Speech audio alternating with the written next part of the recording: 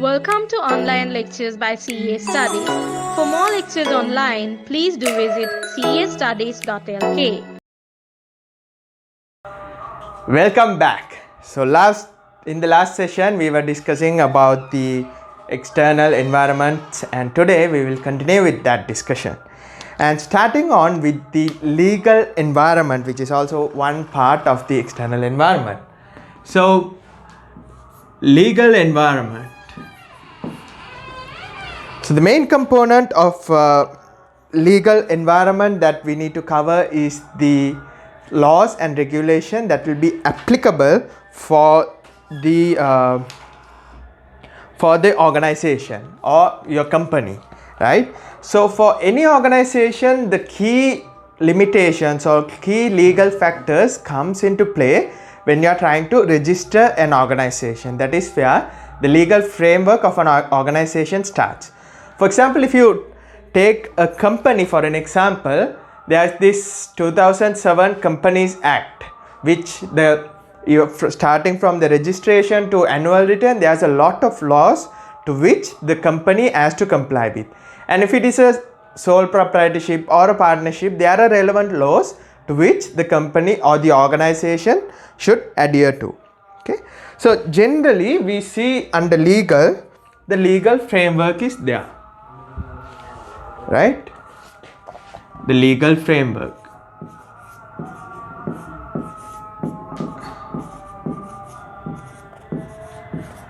And then there is criminal law, company law, employment law, and in addition to these, there is health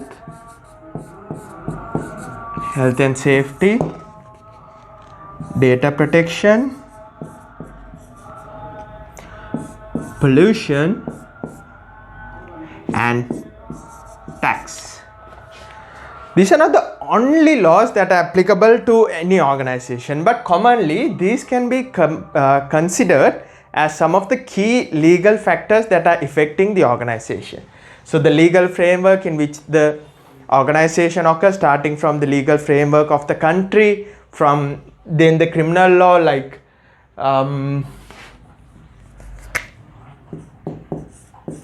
to see if there is any crimes that are committed by the organization or the individuals of the organization. And then there is this company law, which governs how the company acts as an individual, because in the previous chapter we learned that in legal perspective, company is a separate person from the owners of the business. So that is governed by the company's law. And then there is employees law, how the employee should be treated, what kind of facility should be there, the minimum wage, minimum working hours, and health and safety laws, which is one important key factor that is to be considered when it comes to any organization, be it an organization involved in production or supplying or anything. The health and safety is important as well, because it has a direct impact with the customers of the organization. And then the data protection laws, because as you may know, with the globalization and the bulk data or the big data that is being processed by the entity, which we'll be discussing in a while, the importance of protecting data has been so important. Data is becoming an asset these days. And so protecting those data, there are certain rules which has to be adopted by the organization, such as there is this ISO certification for information securities, laws like that. And pollution, also a concern which has to be followed by all the organization, because this is what the legal framework cares about, how the pollution, the effect of the environment by the organization. And as you may know, the final one, the tax law, like whatever the taxes that are applicable to the organization, and the percentages and the dates of payment and all those comes under tax laws. So that's basically about the legal framework of an organization, legal factors that you need to consider when it comes to the legal framework of an organization. And the next one is Social and demographic.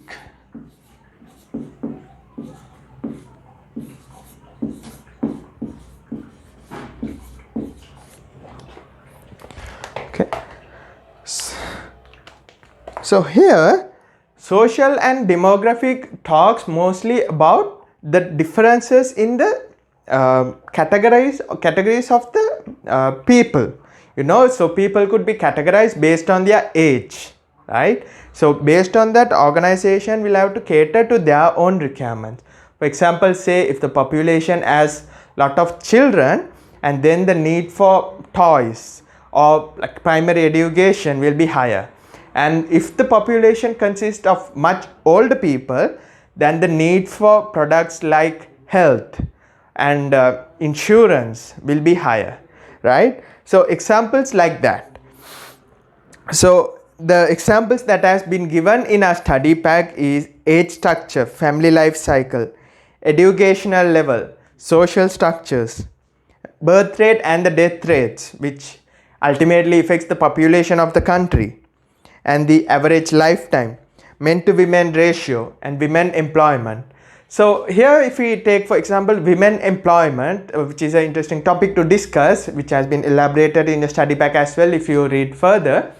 So when the number of women who are employed increases, that increases the amount of people available for employment. Because if you take for example, if there is no women working, the working population will consist of only men, whereby the number of people available to work is limited.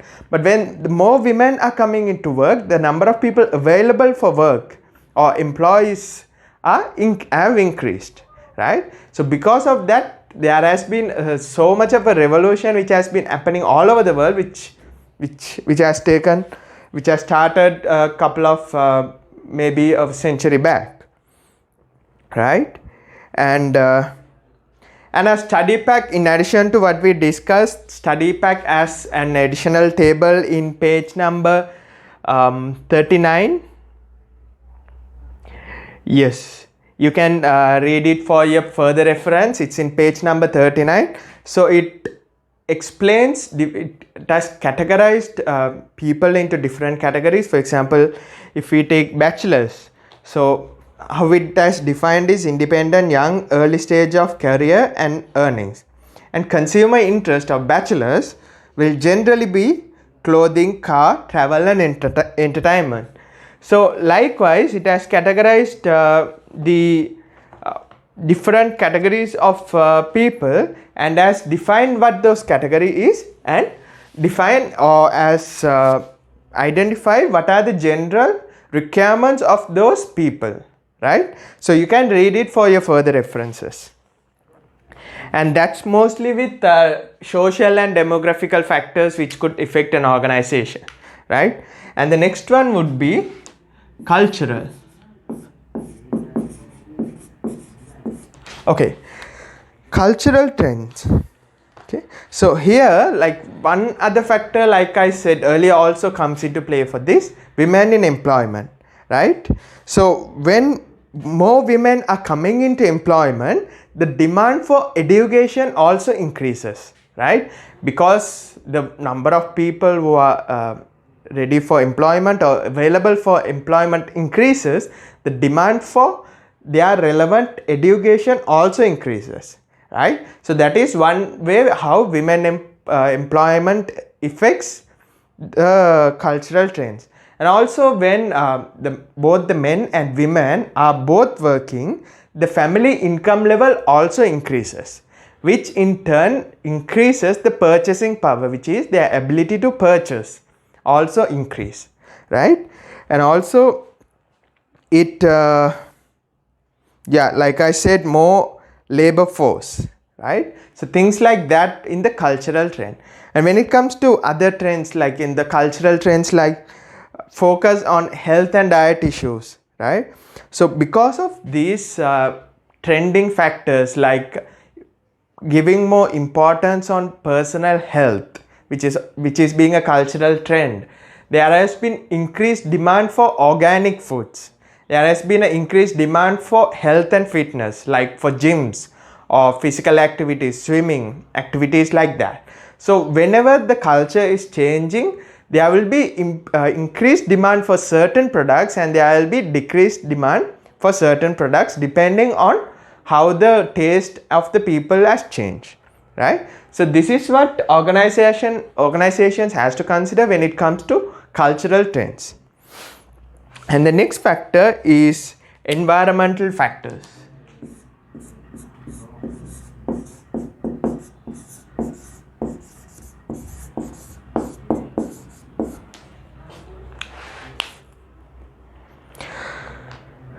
Right. So when it comes to environmental factors, as you may know, organizations independently have some responsibility towards the environment, right? So that is why there are so many pressure groups which are there to raise their voice when organization does something bad to the environment, like pollution or in unethical ways of disposal of waste to the natural sources, things like that. So that is one thing which organizations need to consider in terms of their effect to the environment. Okay, it could also include factors like deforestation, right, and soil erosion, the effect of the activity of the organization to wildlife, and things like that. And so what businesses generally do to remain competitive and to be socially responsible and to cover their responsibilities towards the environment is, if you may know, like organizations nowadays are moving into eco-friendly products, right, like green products, so which are made using environmentally friendly materials, right? So this is one way how the organization shows to the society that they are interested in protecting the environment, or they are responsible for their own environment that they live in, right? And also promoting environmental friendliness. So there are some organizations which conduct social corporate social responsibility activities, CSR activities, where some organizations might go and clean beaches, and some organizations educate people on protecting the environment, factors like that. So through these practices, these organizations are showing to the society that they are interested in the environment that they live in, right? So these are the main factors which needs to be considered when it comes to environmental factors of the organization, right? And the next factor, which is also a very important and a unavoidable factor with the current technology we live in, or the current systems, all the systems that we use, is the technology, right? So the next one is technology.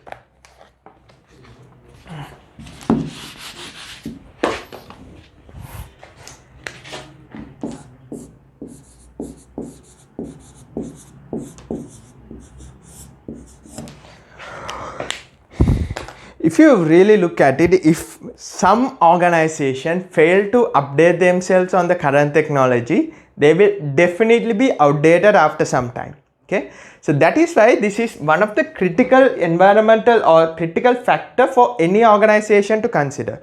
For example, these online classes were not there before sometimes, but due to the factors, or due to the demand and due to the demand from the people, that is the students, now we have these online classes. So which is a way how technology has been used by individuals, right? And because of technology and because of the systems coming in, it has given rise to different opportunities, as well as some weaknesses which the organizations has to consider, not weaknesses, threats which the organization has to consider as well. So because of technology, we will be learning some of the few terms, key terms which came into effect, and few terms which we need to have a basic understanding for us to move forward with our future lessons as well. So the first one is tall and flat organization, right? Tall and flat.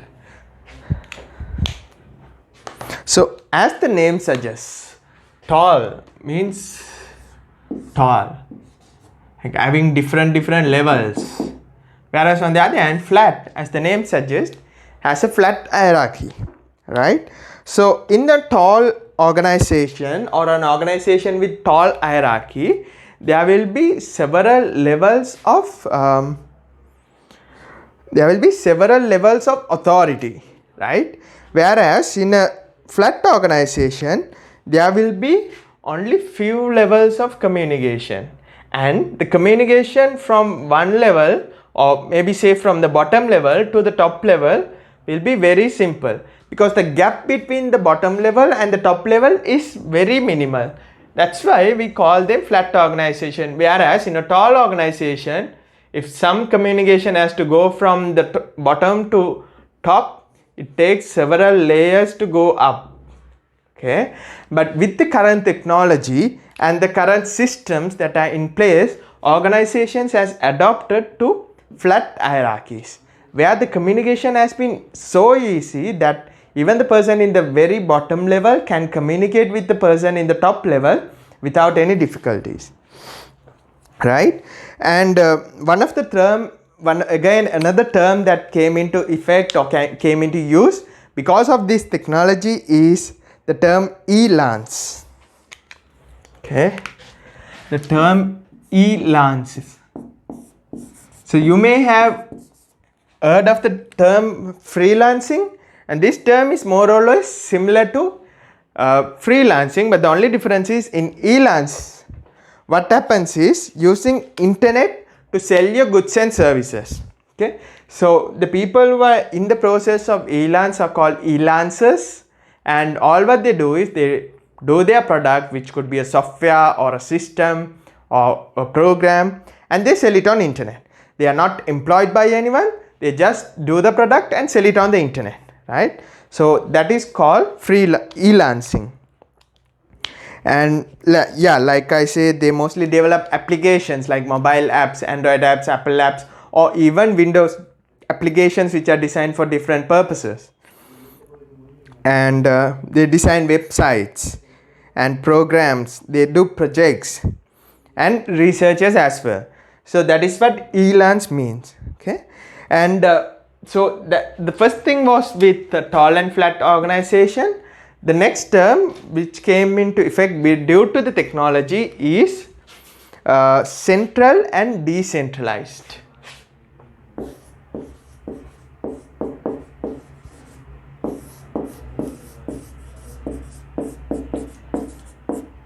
Okay, I'll briefly explain what centralized and decentralized is. Okay, in a centralized organization or a organization with central control, what happens is data will be collected from different sources all over the country and will be processed in one single place. Okay, for example, if we take an insurance company, right? So the data or the policies will be collected from all over the island, but the processing will be done only at the head office. So the branches will act only as a place to collect information, whereas the collected information will be processed only in the head office. So organizations like that are called centralized because everything, the data processing is done in a central place. Whereas in a decentralized place, what happens is data will be processed in the same place where the data is collected. Say for example, in the same example like we used earlier, the data is collected in branch number 1, the data will be processed in that branch itself. And if the data is collected in a different branch, the data will be processed in that branch itself. And the data collected in head office, processed in head office. So the branches doesn't have to depend on a central entity for them to process their data. Okay, so that's the difference between centralized and decentralized systems. And then the other term that we need to know is routine processing, right? So what happens in routine processing is a bigger volume of data is processed at a greater speed and greater accuracy, right? So large number of data will be processed through systems and automated programs which at a greater speed and greater accuracy, right? So the manual involvement when it comes to the routine processing is very low, because it will be mostly like a program. So if the input is A, the processing should be to add B to A, right? So the output will be A plus B. So there is no manual involvement in the process. So A is fed into the system, and the system processes those data and gives the output, okay? And this will be done in a very bulk data, big data, right? So that's with routine processing, okay? So that is another term for you to have an understanding of, routine processing. So the key factor in routine processing is huge number of data is processed with bigger volume of data at greater speed and greater accuracy, right? So that's with routine processing. And the next thing with technology is digital information and record keeping, right? So what happened with digital record keeping is organizations are using electronic ways to store their data, right? So instead of storing in physical files, the box files and big huge files, what organizations are doing is they use systems like scanning their documents, right, and using the paper only when necessary. So only the key documents might be kept as a hard copies, whereas rest of all the documents will be scanned or will be kept as soft copies, right? So the advantage of this is this can be retrieved by the organization at any time, right? So you don't have, if it is a file which is relevant to 2 years back, you don't have to go to the file archive store physically and clear off all the dust and you have to find the file. Not like that. So in digital storage, what happens is you just click on 2 years back, you type the name of the file and the data comes in, right? So that is the advantage of digital archiving or digital information keeping, right? And also this digital record keeping or digital availability of information digitally has contributed to better customer service, because everything that has to be all the data that has to be retrieved by the organization is there on the system, right? So if a customer wants to gather some information from the organization, it will be just a matter of some minutes or some clicks for you to retrieve this data and share it with the customer or the party who has requested the information. It could be even the government, right? So it will be just a matter of some clicks for you to retrieve those information, which is a benefit of digital information keeping, right? And another term that came into effect because of the technology and the market that has been growing is information market, right? We'll clear the legal side.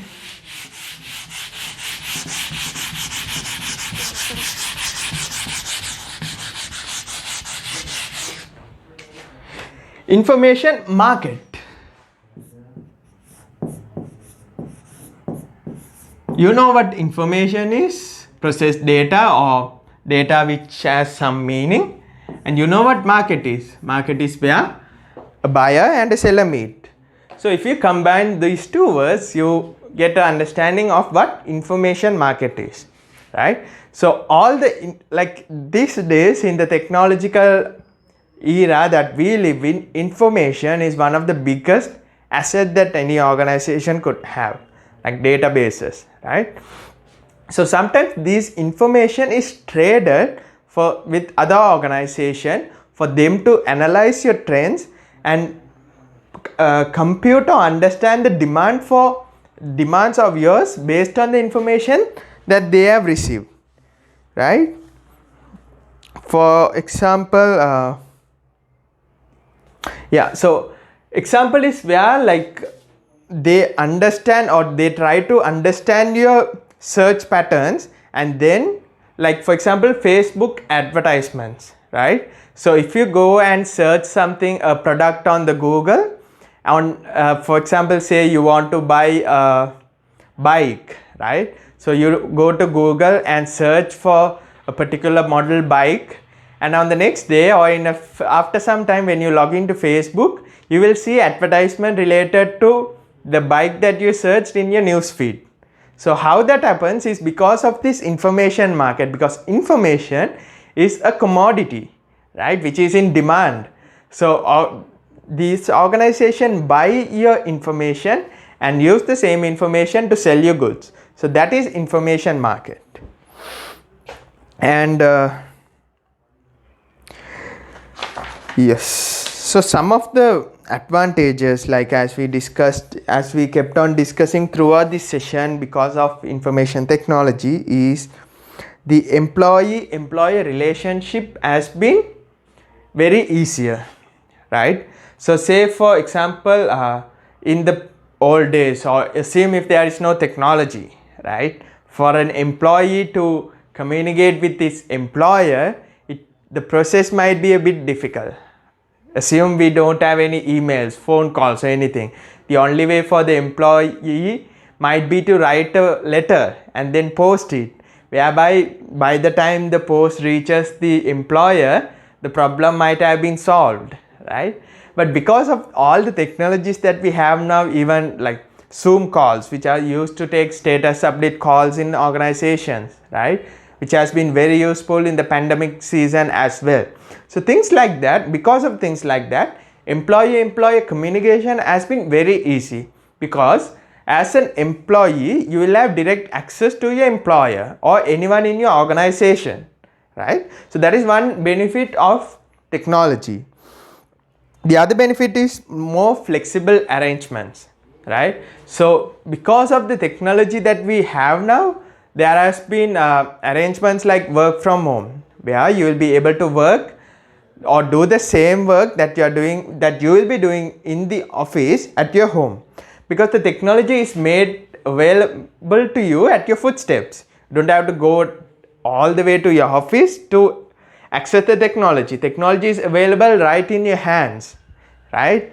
So more remote work arrangement has been made possible because of technology. And if an organization fail to adapt to those technology or instances like that, they will fail to improve their business in the long run, right? And the businesses which take the advantage of the technology and who adapt to all the new technologies are more likely to survive and make more profits in the long run as well. And it also has enabled easy monitoring. Like as I said earlier, it's easier for employee also to communicate with the employer, and at the same time, employers also have the facility to monitor their staff with minimum effort through technology, right? So that is an additional advantage which is there for the employer as well, right? And another word or a phrase that has been made popular due to technology, especially in Sri Lanka, due to the technological development, is the word outsourcing, right?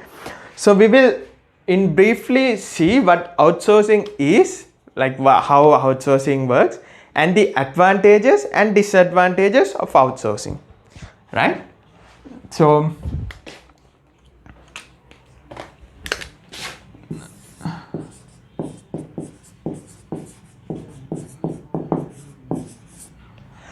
outsourcing means, by definition, contracting out of a specified operation or services to an external vendor, right? Contracting a specific part of your operation or function or service to an external vendor.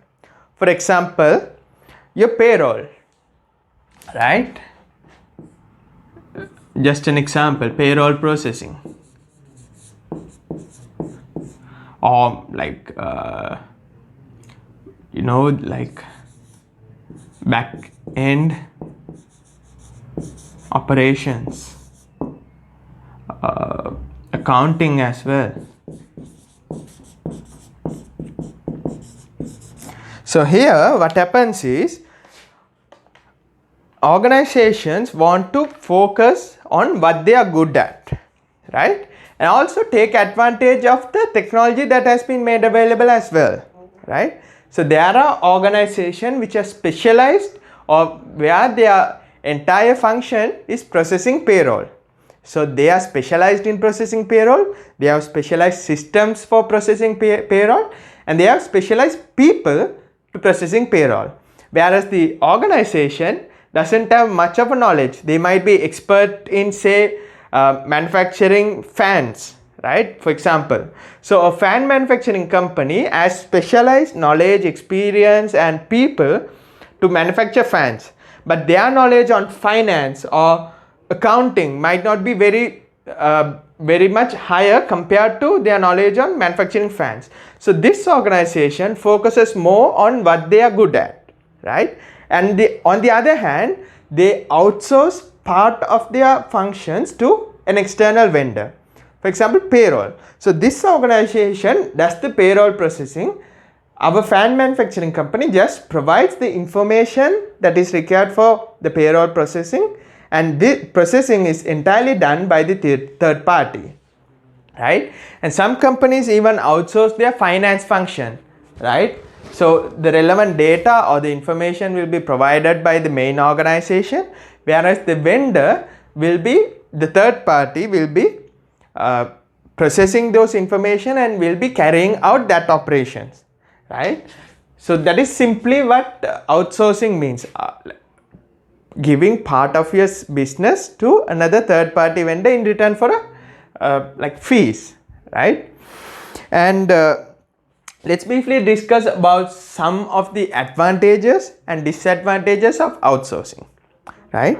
So the main advantage of outsourcing, as I said earlier, why outsourcing has begun, is economies of scale and specific expertise, skills and knowledge, right. So as I told you, this organization doesn't have much of a knowledge when it comes to payroll processing, whereas this organization has a very good knowledge in payroll processing. They have systems, people and everything, right. So when they process payroll, because they will be processing payroll of maybe hundreds of companies, right, not only this company, they will be processing payrolls of hundreds of companies.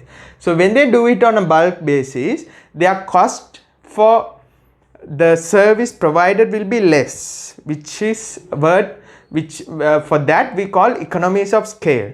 Because we are dealing with large number of services, the cost is lower, and because the organization has been processing the payroll for different organizations, they will be having specific knowledge on the particular subject of payroll processing, right. So the benefits again is economies of scale, specific expertise, skills and knowledge of the organization, and in addition to that there will be fixed fees, right.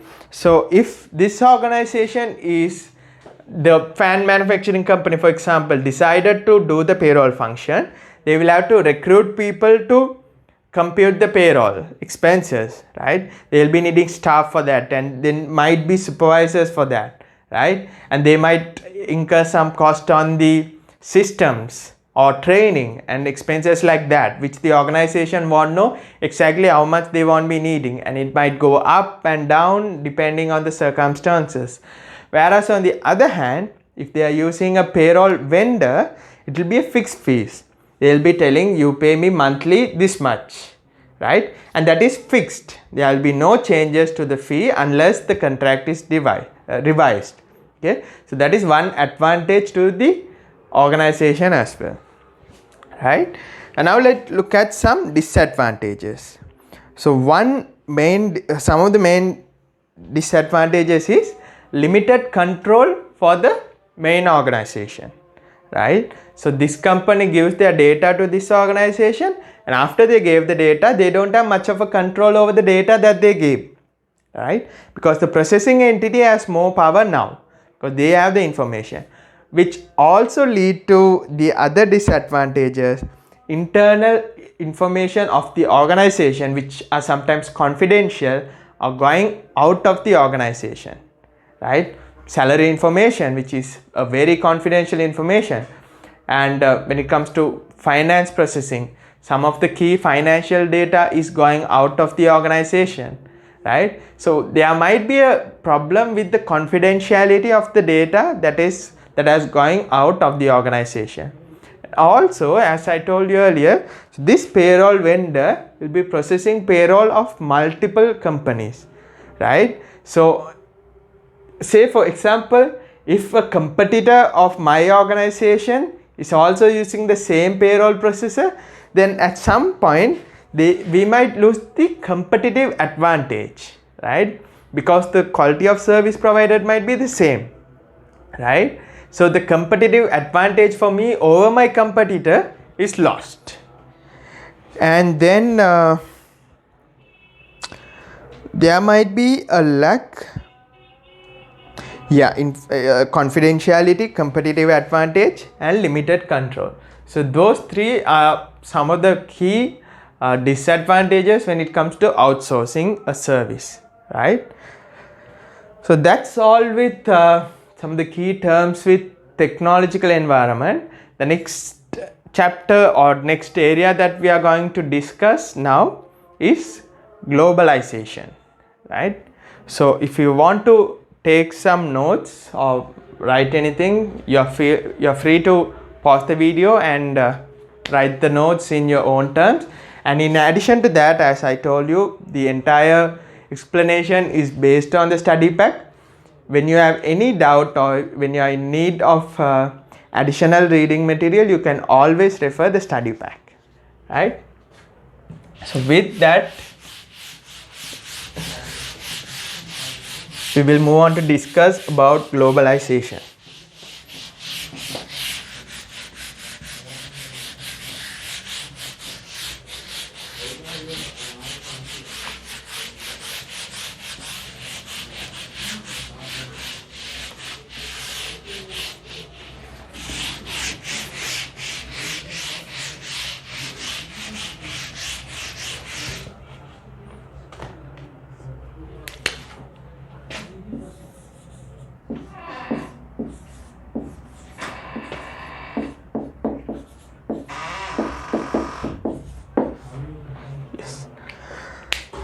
So globalization is spread of products, technology, information and jobs across national borders and cultures, right? So basically spreading of resources across borders, right? So it could be labor resources, or it could be information technology, or even the products like manufactured products across borders, right?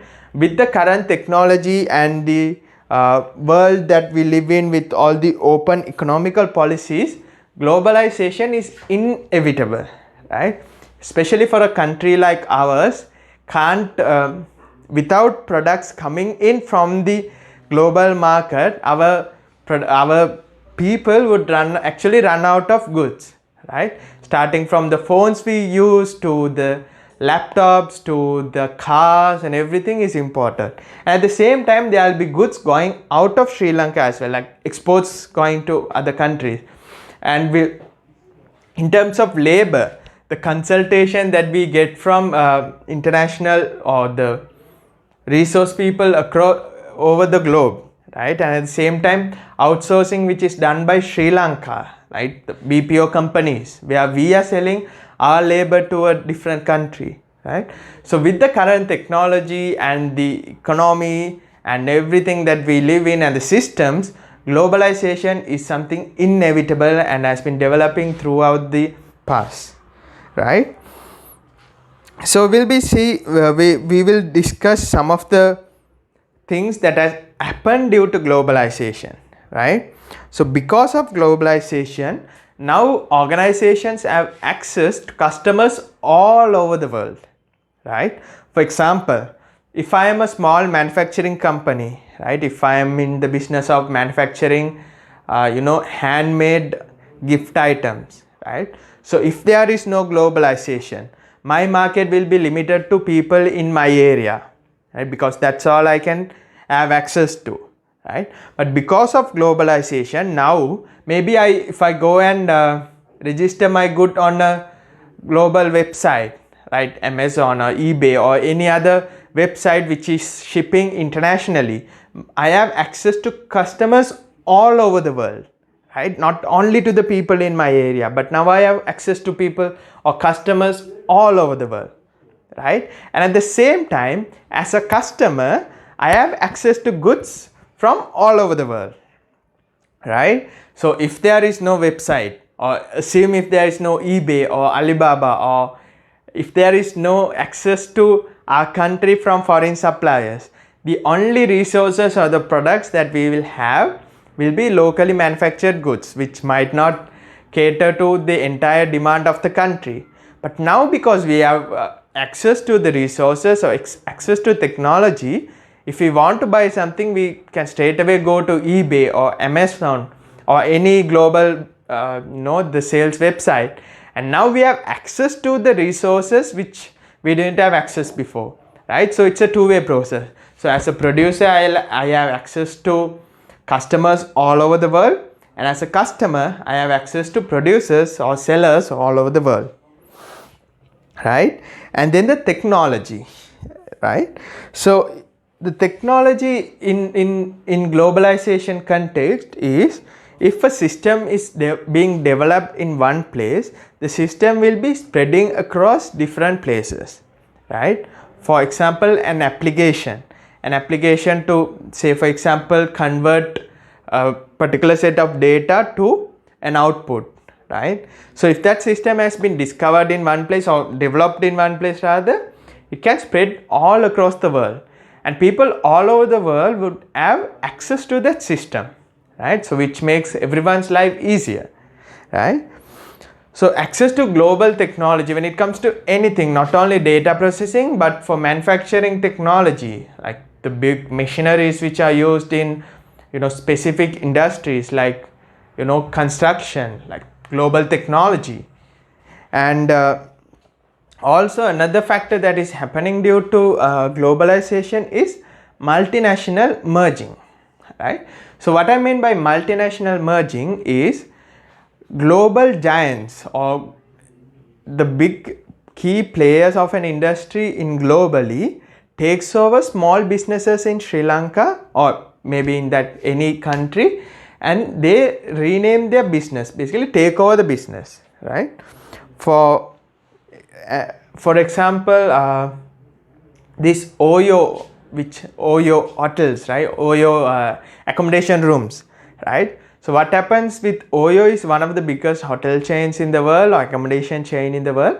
So what they do is they take small hotels or small restaurants, and then they bring the restaurants to their own Oyo standards, and then they label it as Oyo hotels or rooms, right?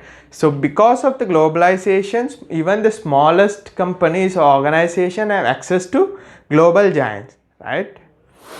And then as with the open trade, there is an increased freedom in trade and changes in business practices and changes in business and social relationship. These are some of the things which has happened due to the globalization, right? So basically access to resources everywhere, and because of the access, these things have changed, right? And now we'll look at some of the arguments in favor of globalization and criticisms against globalization. So like for everything, there will be good side and bad sides, right? So we'll say arguments in favor.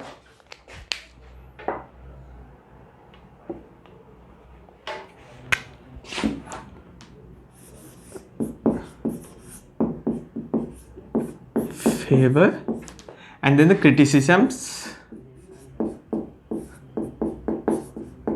against globalization, right? So the main benefit or the advantage is access to new markets, right? Access to new markets.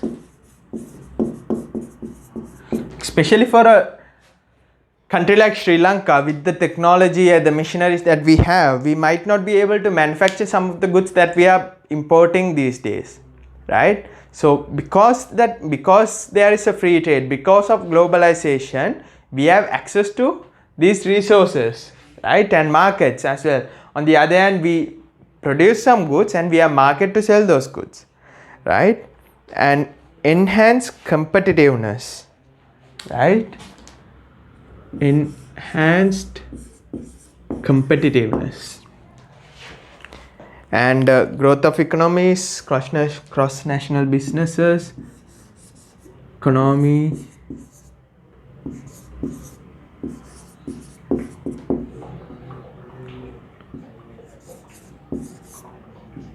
cross border trades, and then international support,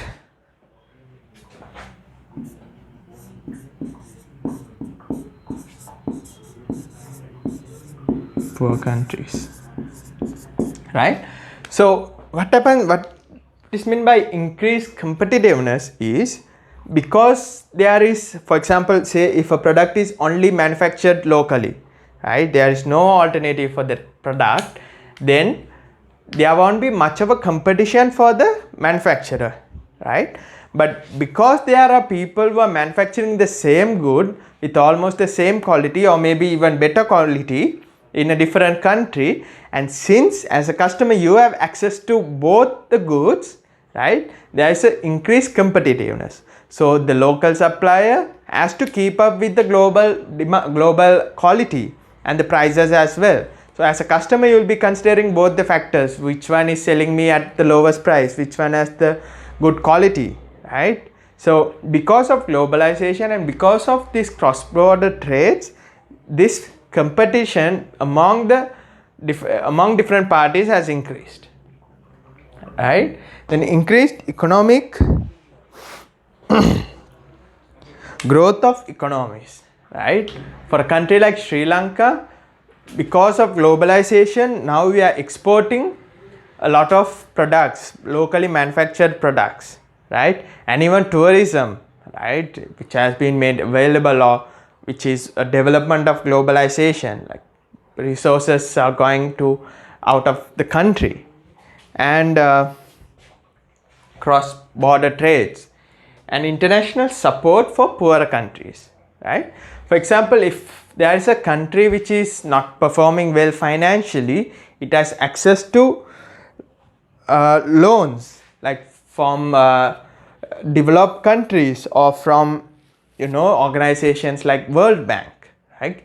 This would have been impossible for a poor country or a poorer country to obtain loans or take care. I mean, for them to face their financial crisis on their own might be very difficult. But because of globalization, they now have access and they have support internationally, right? So those are some of the arguments in favor of globalization, which are basically advantages of globalization.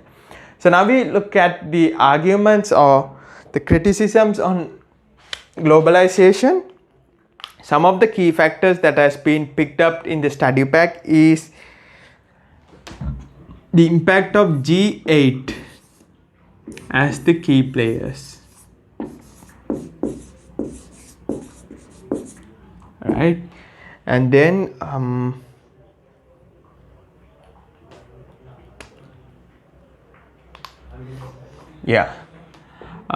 not catered for everyone. We'll explain that.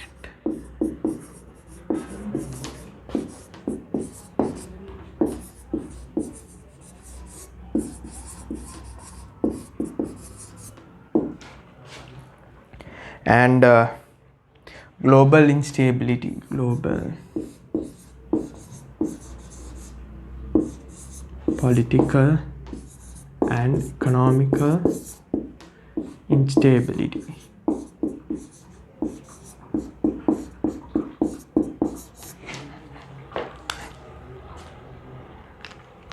Right.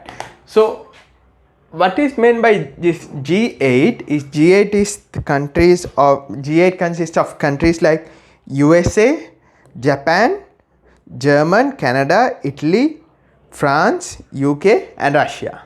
Right? So on a global scale, these 8 countries have a very major role when it comes to some of the global financial market related decisions. Right? So when it comes to a decision making process in a global level, the impact or the power of these countries is much higher compared to the other countries, right? So because of the factors like this, there might be other countries which might not have a benefit or an advantage, or the decisions which are taken by these G8 countries or G20 or even the World Bank may not cater to the requirements of every single country, right? But the requirements of the small countries might be completely ignored or might be considered not material to or not relevant to the decision making process of the key players of the global trade, right? So that is one disadvantage. Because of high influence by G8, G20 and World Bank, it might not cater to requirement of everybody, right? And if you want to be part of the global trade, you have to stick to some of the rules which has been made by them, which you, whether you like it or not, you have to stick to those rules. And the next criticism is global political and economic instability, right? So if one country is affected by something, it has some effect on the other country as well. For example, if China stops exporting, it definitely has an impact on Sri Lanka as well, because some of the products that we import, or most of the products that we import, are from China. So what if there is a political instability in China and they stopped exporting, right? So this has an impact on our country as well. Okay, so that's with global political and economical instability has an impact on our country as well, right? So that's mostly with the globalization factor, which is also part of the technological factor as a external under a external environmental factor, right? So now with that, we'll go take a step back and go back to study about the competition or competitors, right, and their impact to our organization, right? So if you want to take any notes, now is the time to pause and take your notes.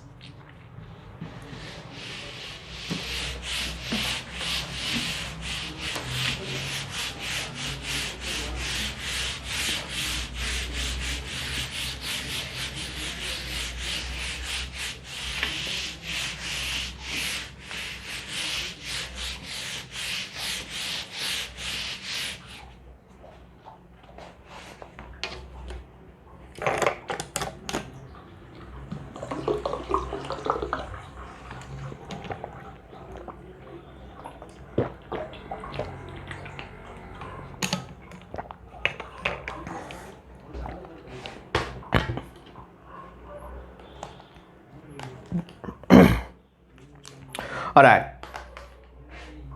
So competitors and their impact.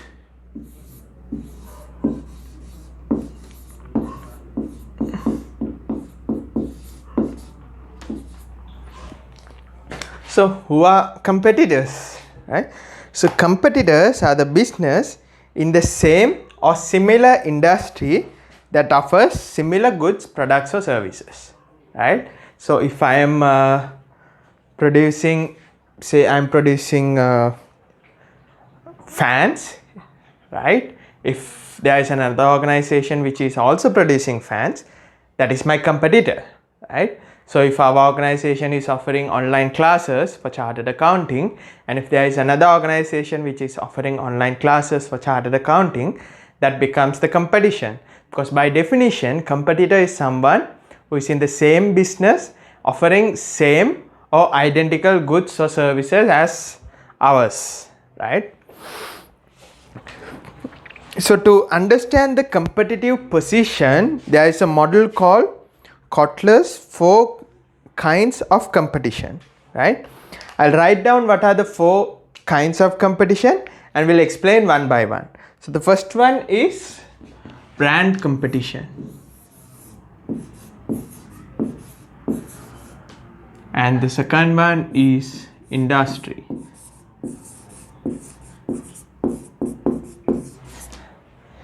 And third one generic. And form competition. Right. So what is meant by brand competition is we have similar products, right? For similar products with similar price, right? Almost gives the same satisfaction as the other good.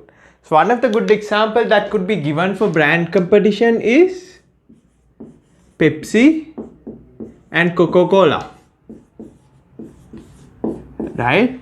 So on a global level, if you see, Pepsi and Coca-Cola are almost the same kind of products, right? Caffeinated drinks, and the satisfaction that gives is almost the same, and the price for this both of the goods are almost same, right? So that is what is meant by brand competition. 2 brands which are offering identical goods with almost the same price, right? The other examples could be McDonald's and Burger King, right? Almost the same goods, almost the same price. There's a competition between both the brands. So that is called brand competition, right? So if you take one example, it will be easy for you to understand what the competition is. So the second competition is similar products but are different in other ways, like size and structure. Okay. So what happens in industry products is the product offered could be look like almost the same, but there are other factors which differentiate one product from the other. It could be factors like price, the quality, right? For example, you say for chocolates, right? Same industry. So there is some expensive chocolates like Snickers or like Mars, and then there's like locally manufactured chocolates like, for example, say Etna, right? So both the products might be of the same quality, right? And they like the products are identical, both are chocolates, but there are differences when it comes to price of the product, right? So this one's price might be lower and this one's price might be higher. And for example, when it comes to coffee, right, there is coffee which you can buy for like 200-300 rupees, and there is coffee you can buy for 5,000-10,000 rupees as well, right? But both are coffee. The difference is made through other factors like the quality of the good or the brand or things like that, right? And the third factor is generic competition. Okay, so generic competition is where competitors are competing for the same income of the people, right? So the products could be completely different, but what they are competing for is the limited income of yours. Okay, for example, say your disposable income or the amount that is available for you to spend is 10,000 rupees. Okay, and this 10,000 rupees you can either spend it on say to go and watch a movie, or you can use the same money to travel to somewhere, right? So the competitor is traveling and movies, 2 different things, completely different things, but they are competing for one thing, that is your income, right? So for example, like say traveling and movies, right? 2 different things, but the only thing that they are competing for is your limited disposable income. So you either travel somewhere or you either go for a movie, right? You can't do both because your income is limited, right? So that's where generic competition comes in. And the next one is form competition. Here products which are technically significantly different but satisfy the same needs. So it will be easier if I take an example. Okay, matchbox and lighters.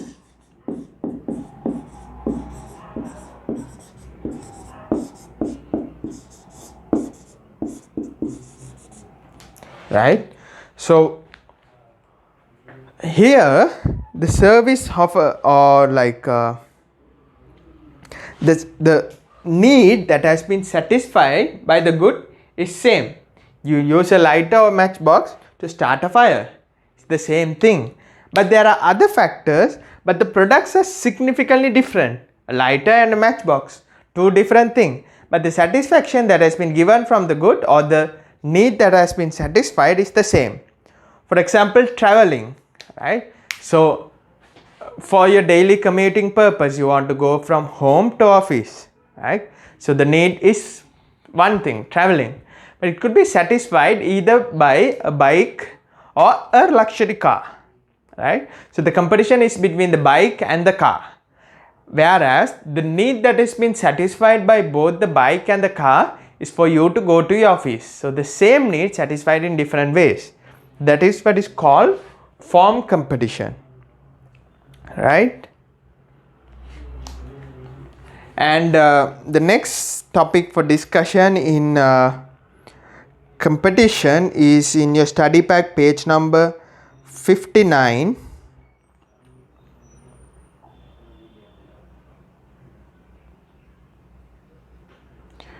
Yes, which talks about analyzing competitor, right? So this is one area for you to read and get an understanding of what factors are considered.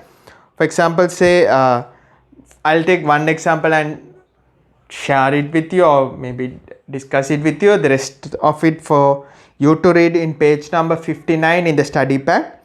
So it's a competitors' goals, the firm as a whole and the business unit. So what are the business's goals and the management's belief, organizational structure, incentives in place, so things like that. So this is for you to read from the study pack in page number 59 and to get an understanding on, right? And the next part that we are going to discuss is Porter's 5 forces model, right? We will start that. Thank you for watching the video. Stay tuned with castudies.lk for more lectures online.